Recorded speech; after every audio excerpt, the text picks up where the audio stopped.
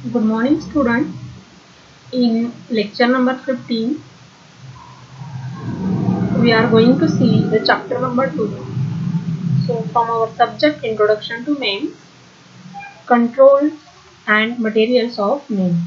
So, myself, Madhuri Mui, working as Assistant Professor in Department of Electronics and Telecommunication, Sharad Institute of Technology, College of Engineering.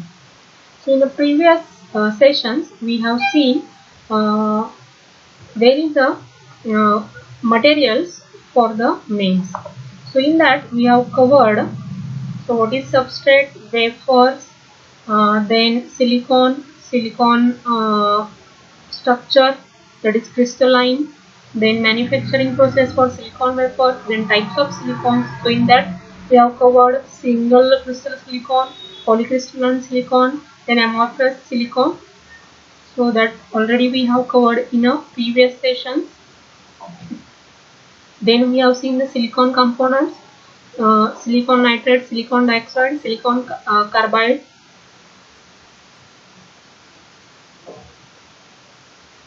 So next is, in today's session, we are starting with the next point from that the same chapter, that is MEMS materials.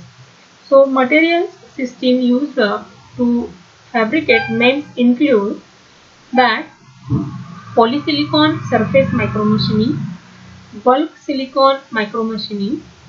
So these are the two methods of the fabrication, that is surface micromachining and silicon micromachining. So in again bulk silicon micromachining, metal surface micromachining, that gallium arsenide process, that is polyimide SiON, as well as lithography galvanoforming forming, that is LIGA process is used. So under this, which material is used? That is silicon carbide, diamond and diamond-like carbon, as well as polymers are used. Okay. So these are the two methods of fabrication: surface micromachining and bulk micromachining. And under that, these materials are used to fabricate the MEMS. Then let us see the next, that is quartz. So quartz is nothing but the compound of SiO2, that is silicon oxide. So unit cell in the shape of tetrahedron, that is quartz. So the orientation, which is developed by Centuria in 2001. So there is a not based on Miller indices, but some basic orientation such as X cut and Z cut quartz referred to the crystalline axis normal to the plane of the wafer. Okay. So quartz is an ideal material for sensors because of its near absolute thermal dimensional stability. So in MEMS we have seen the transducer. The transducer is nothing but the sensors and actuators. So the quartz is an ideal material for the sensor, which sense the outer environmental condition. Why? Because the quartz have that the near absolute thermal dimensional stability. A desirable material in microfluidics applications in biomedical analysis. So it is also inexpensive, as well as work well in electrophoretic fluid transportation due to its excellent electric insulation property. Okay. So quartz is nothing but the SiO2 compound, which is best material for the sensor because it having near absolute thermal dimensional stability. Also it is inexpensive and well in a electrophoretic fluid transportation due to its excellent electric insulation property.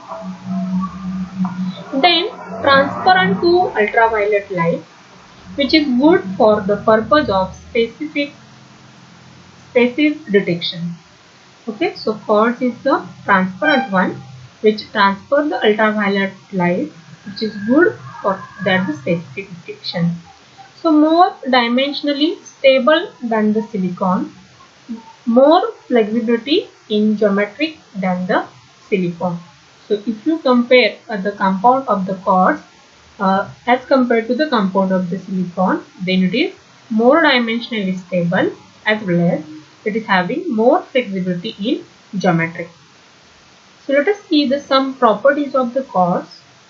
So thermal conductivity, so that is 29 into 10 raised to minus 3 when that the axle is parallel, and when it is perpendicular then it is 16 into 10 raised to minus 3. So its temperature dependency is the thermal conductivity decreases with temperature dependency. Then relatively permittivity for the parallel it is 4.6 and for the perpendicular it is 4.5, as well as the same that the permittivity decreases with temperature. Then density, it is 2.66 into 10 raised to 3 for parallel as well as the perpendicular.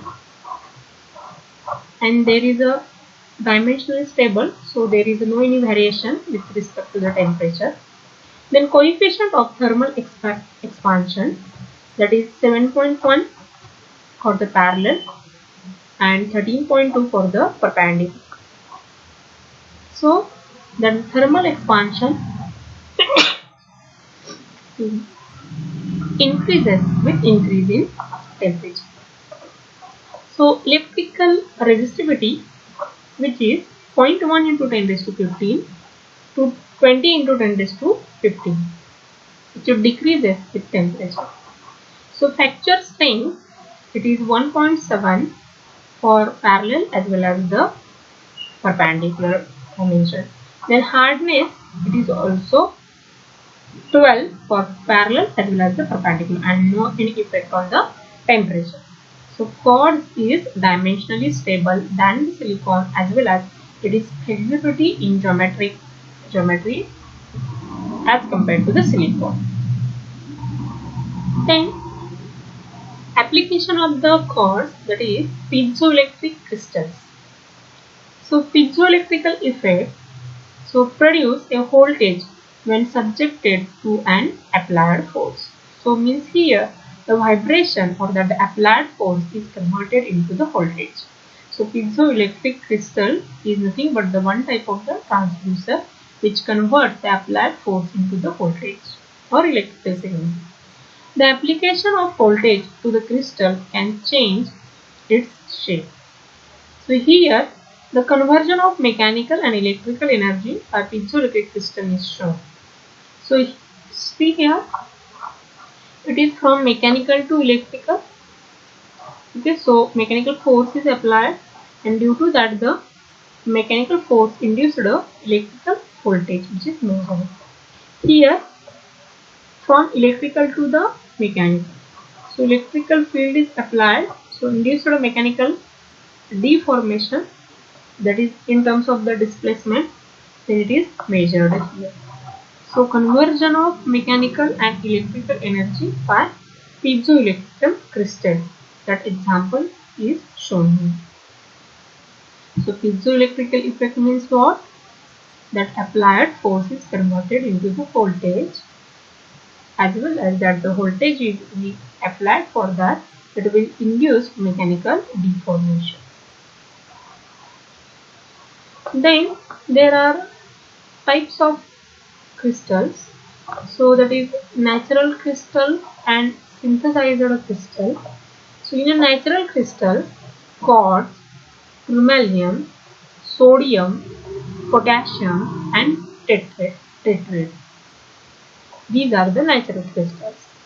Whereas synthesized crystals, that is Rochelle salt, barium titanate and the lead zinconate titanate, that is PZT.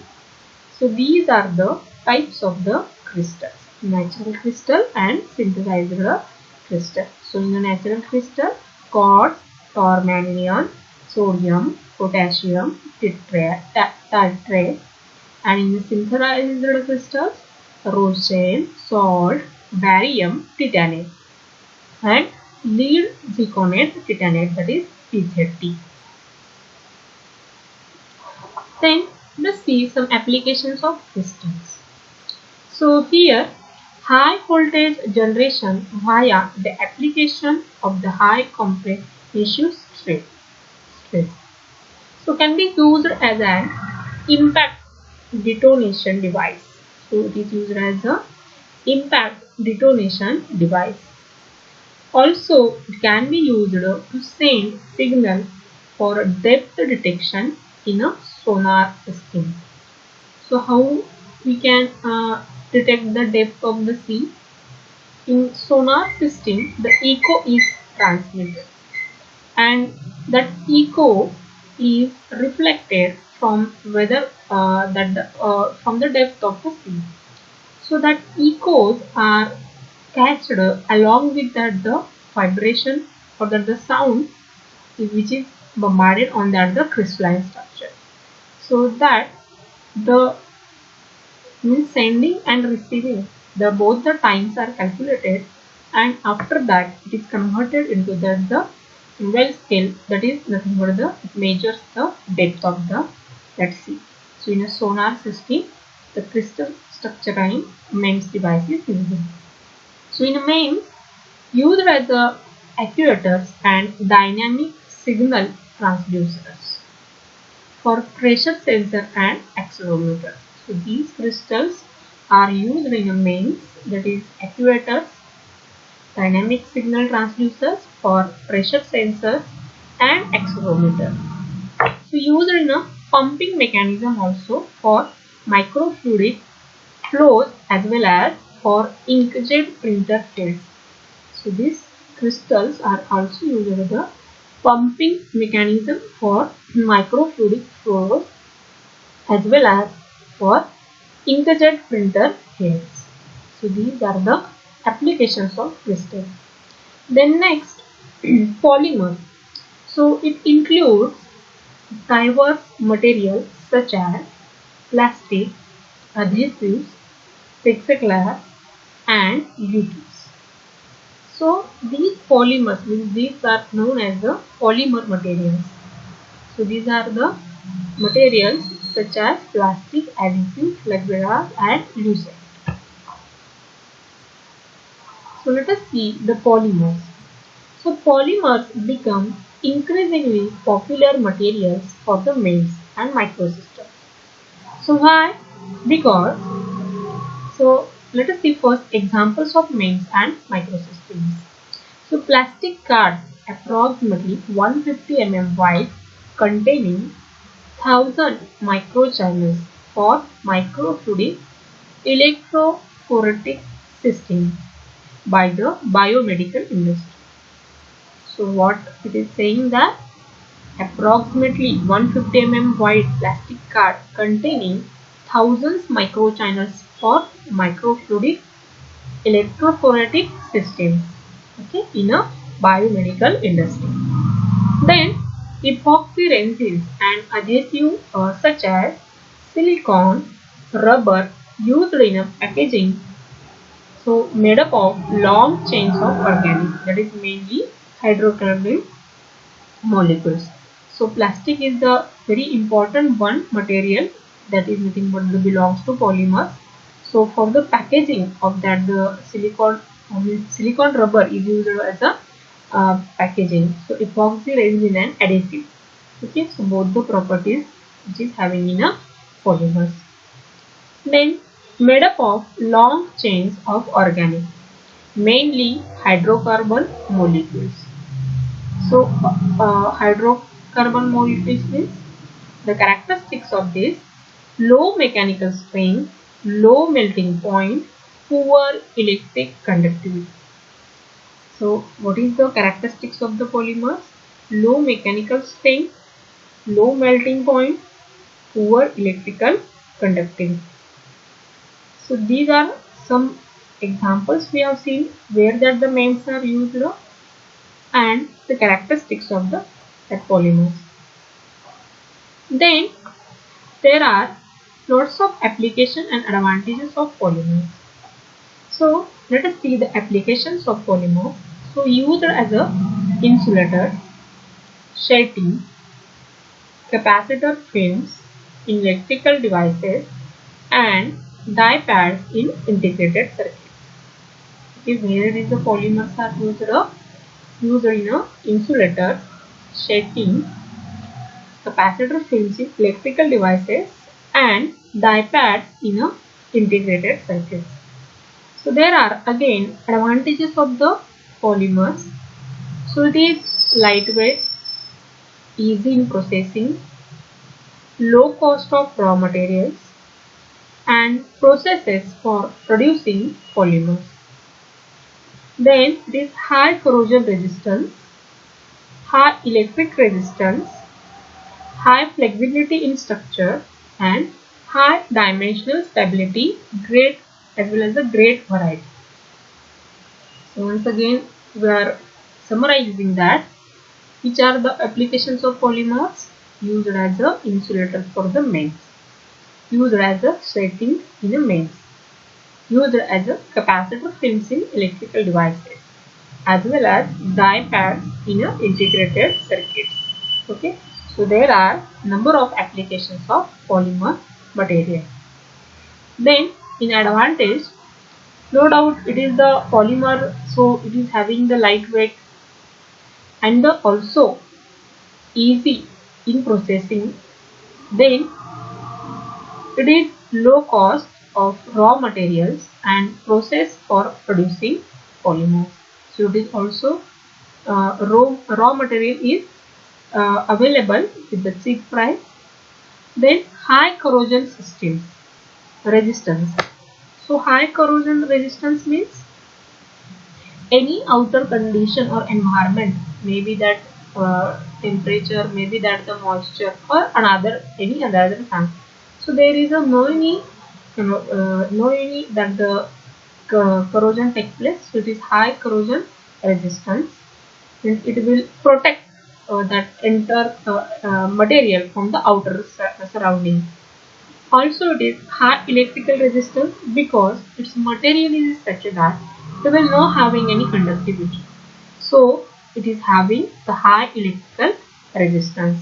Then its flexibility is high in structure because when we are molding that the polymers or we can use that as a packaging body for the mains.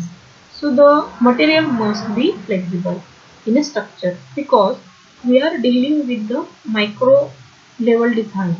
So at that time, over that whatever the packaging material we require, it is having most of that the flexibility in structure.